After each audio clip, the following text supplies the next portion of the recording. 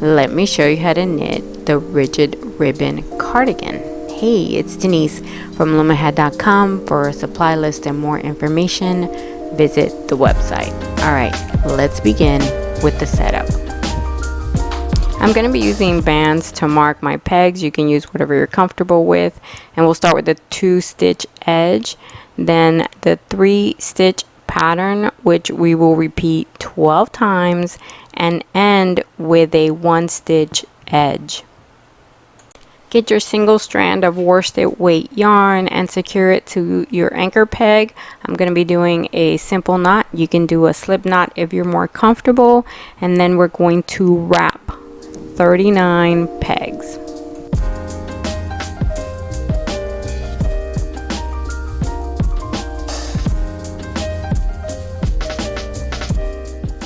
We're going to be knitting flat, so when you get to the last peg, you're going to turn around and knit that peg, tighten the stitch, and then knit that peg again. And now we're going to knit each peg using the flat version of the knit stitch. So just place your yarn over the existing loop and knit off.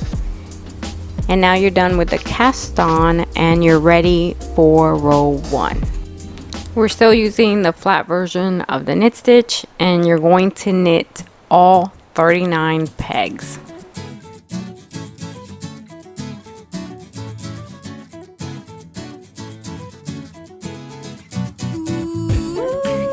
When you're done knitting those 39 stitches, you're ready for rows 2 and 3, where you'll knit 1, purl 37, knit 1. So let's start with the knit stitch on the end. It's another flat version of the knit stitch, and then your next stitch is a purl. You're going to take the working yarn, put it under the existing with the hook, scoop up, create a new loop, take the old one off, put the new one on, and pull. Again, take your hook from the top, scoop up, create a new loop with the existing yarn, and then take the old one off, put the new one on, and pull. Alright, you need to do 37 of those in total, and once you reach the end of your row, you're going to finish again with a knit stitch. Alright, you got to repeat the same row all over again.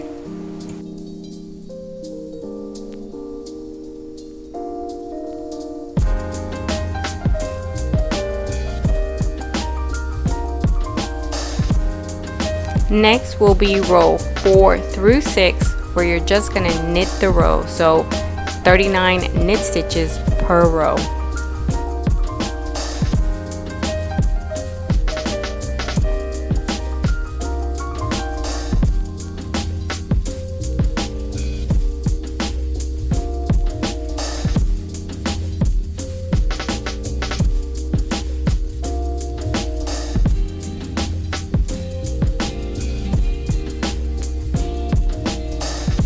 Once you're finished knitting your 3 rows of knit stitches, you're ready for row 7. And here you're going to do your edge, and then you're going to do a purl 1, E-wrap 1, purl 1, and end with a knit stitch.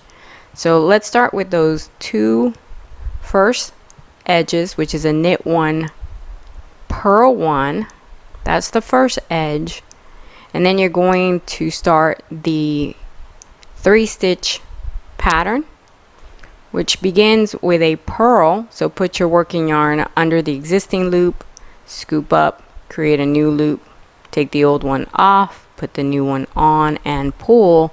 And then you're going to knit an E-wrap version of the knit stitch. So completely wrap that peg, get your hook, knit off, and then do another purl stitch. So put your yarn under, scoop up with your hook, create a new loop, take the old one off, put the new one on, and purl. You guys know how to do these purl stitches. So remember, purl 1, E-wrap 1, purl 1. That's your 3-stitch repeat. So let's do it one more time. We're going to purl that first one, then do an E-wrap and purl 1. Alright, continue with that 3-stitch repeat, and then end here with a knit 1. You're then ready for row 8 And for row 8, you're going to knit your edge, and then you're going to do a knit 2 together, yarn over, knit 1 until the last 2, where you'll do 2 knit stitches. This sounds a lot more difficult than it really is. So first, knit your edge, which is a knit 1, and then you have the 3 stitch pattern. So pay attention. You got the knit 2 together, yarn over, knit 1. This one's tricky because you're actually going to start with your middle peg. You need to take the stitch off of the yarn over and bring it to the peg next to it where you're going to manage the knit 2 together. So you need 2 stitches on that peg. And so here we have 1, 2 stitches. You're going to bring your working yarn, put it over those 2 existing loops and knit them together. That's where it gets its name. All right, you did your knit 2 together, and now you're going to bring the working yarn, lay it loosely over the yarn over peg and over to the next one where you do the knit 1. That knit 1 anchors your working yarn, and there's your 3 stitch pattern. All right, let's do that again. You're going to do the knit 2 together, yarn over, knit 1. So with your hook, remove that loop off the middle peg and unravel that E-wrap. Take the loop and bring it over to the peg where you need to do your knit 2 together and put it over the existing loop. Now you have 2 loops on that peg. You're going to take your working yarn and lay it over those 2 loops, and with your hook you're going to knit off those 2 loops together. And now with your working yarn laying over those next 2 loops, you knit off the 3rd one, and that's your knit 1. You're going to repeat that, right? You're going to take the loop off the middle peg, bring it over and do your yarn over, and then knit 1. So take the loop off, unravel it, bring it to the peg where you knit 2 together. You can actually do them one at a time. Lay it over the next 2 pegs and knit off on the 3rd for your knit 1. That's your 3 peg pattern.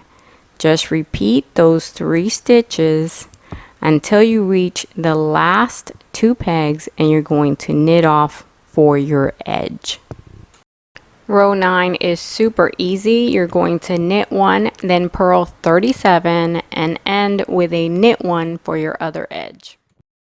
So I know you guys can manage the knit and purl stitch required on this row, but I did want to give you a heads up that when you get started with that purl, you're going to have those pegs with the yarn over, and it's kind of funky to purl on that peg, on that stitch, but it's okay, don't worry about it, it will turn out fine.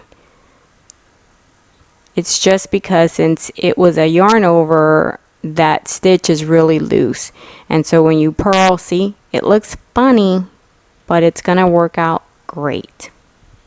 Then just remember that at the end you're gonna do another knit stitch right here. For rows 10 through 273, what you're going to be doing is repeating rows 4 through 9 44 times to get that total of 273, which includes the first 3 rows you did for your border. Then you're ready for rows 274 through 276, where you're just going to knit those rows. You guys know how to do 3 rows of knit stitches, so I'm not going to detail too much. Instead, I'm going to tell you what's next. So for rows 277 through 279, you're going to do a knit 1, purl 37, knit 1. Again, you guys can handle this. I know that. And so just like in the previous instruction, let's go ahead and move to your very last row, which is row 280, where you're just going to knit the row. So all you have to do is knit 39 pegs. Now it's time for the cast off, and we're going to be using the super stretchy bind off, my hacked version. So take the working yarn and you're going to wrap it around your loom at least 1.5 times. I got a little carried away and went twice and a little bit. Then cut the working yarn. And now with your hook, you're going to real nice and tight skip that first peg, go to the second, put the working yarn under the existing loop and scoop it up and feed it through. Then take that working yarn and go back to the peg that you skipped, which was the first one, and from the bottom scoop down and feed the working yarn through that loop. Tighten it. And now you're going to skip a peg right here, go to the next one from the top, scoop up the working yarn and feed it through, and then take it back to the peg that you skipped and from the bottom feed down. Then tighten and remove that previous loop. There you go. And then tighten. Always tightening your working yarn and skip that next peg, go to the next one, and from the top you're going to scoop the working yarn upward and through that loop. Tighten, go back to the peg you skipped, and from the top scoop down, tighten, always keeping your yarn tight. Remove that previous loop and do the same thing. You're going to tighten, skip a peg and go to the next one. From the top, you're going to take your hook and scoop up and feed it through. Take the working yarn back to the peg that you skipped, and from the top you're going to feed down and then tighten, remove the previous loop, tighten it again, and you're going to skip a peg and from the top scoop up, go back to the peg that you skipped, from the top scoop down, tighten, remove, tighten again, skip a peg. You guys got it, right? Well, you could do this with a needle and not just the hook. So here's an example of me working with a needle instead of a hook, which I find a lot easier to do, but you have to find the tool that works best for you. All right, once you're on those last 3, you're going to do things a little bit different. So you're skipping and going upward, right? Go back to the peg that you skipped, and from the top go down and feed the working yarn through that loop. Remove the previous loop, and now you're down to 2, so there's no skipping. You're gonna go to that last one, go up, feed through, go back to the previous one and feed downward, and remove that loop and bring your needle from the bottom up to feed that last little bit of yarn up. All right, and now that's it. Your fabric is loose and freed from your loom. Here's a cast off, but you need to stretch your stitches on all of your fabric, so do that first. And then here's the cast off, and it looks pretty good. The cast on, however, is okay, but a bit looser than I would like, especially in some sections. It got really loose. So there is a solution to this, and this is optional, is to tighten that cast on. So go to the edge, not where the last of it is, but where you ended, and then just start pulling on those loose loops. Now, if you've never done this before, it's a bit scary and it can go wrong. So I'm going to give you a link in the description with a video for this technique. It's really, really a good technique to have if you use the large loom. So just keep going all the way till you get to the end. Here I am at the end, and I would say practice with a small swatch before you do this with your project. because right here at the end it gets kind of tricky. So you see here the last one, it's kind of like looped in to an end, and sometimes folks do this wrong and kind of make a knot before they get all of the yarn through. But once you get that done right and it pulls out correctly like this, you can just make a knot at the end and you're finished. And again, I suggest trying this technique with a small swatch before you use it on a big project like this one. But look at the edging, it looks really clean and really nice. Alright, so here is my finished fabric, and as you see, it curls a lot on the edges. So here's another thing you're really going to have to do if you want this to look well. You need to steam block your fabric. That's going to take the curl out of it. You can wet block, but I find this to be faster. I'm done in, right when I'm finished, as opposed to letting things sit and wait for hours or the next day. With a steam block, you just steam it, and then you're ready to work on your fabric almost immediately. So once you've made your 2 panels, because you need 2 of them, you're ready for the sewing. So as you can see, you can pause the video at this point so that you can actually examine this illustration.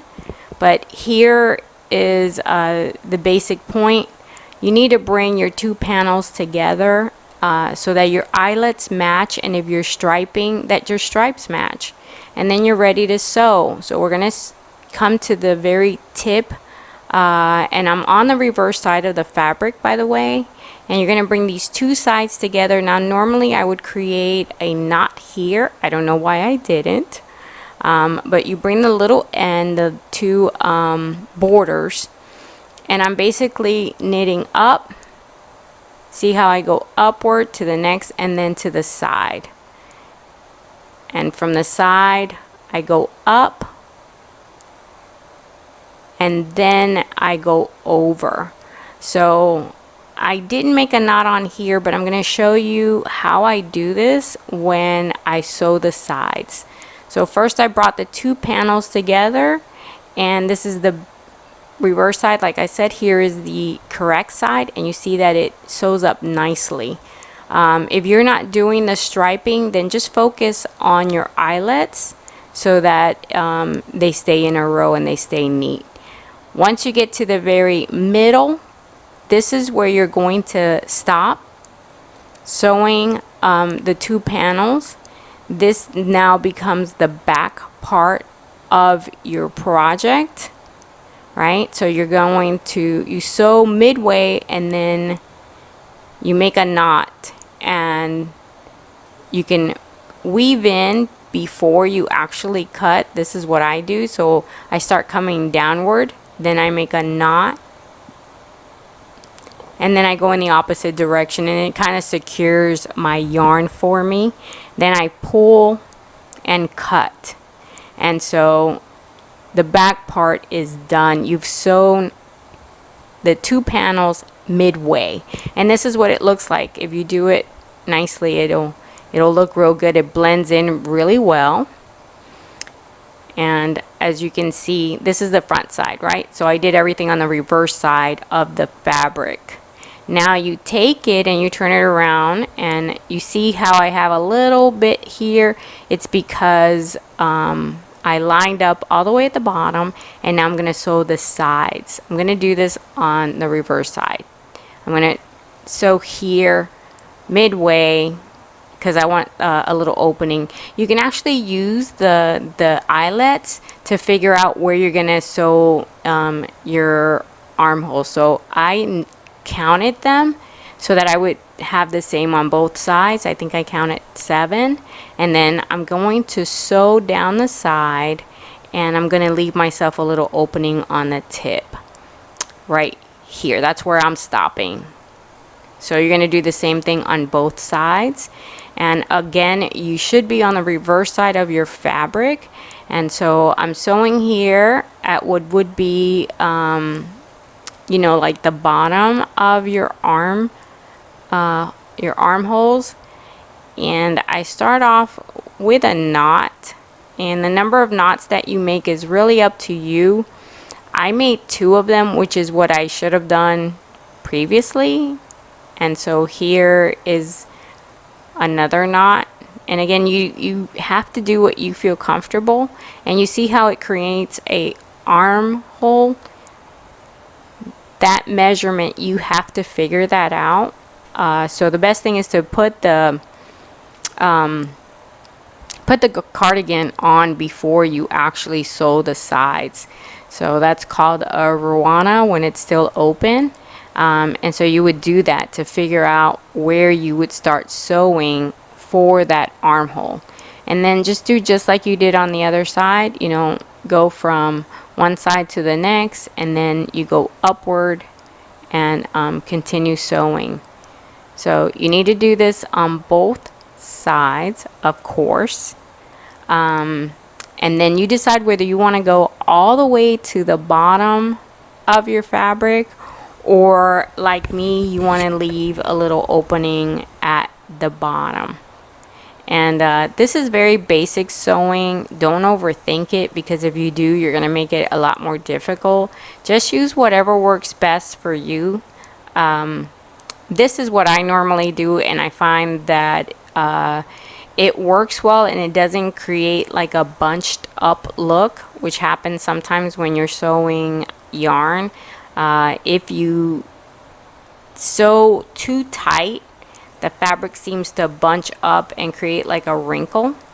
And for me, once I finished sewing my 2 sides, I did steam block the finished product, and I found that that made a big difference.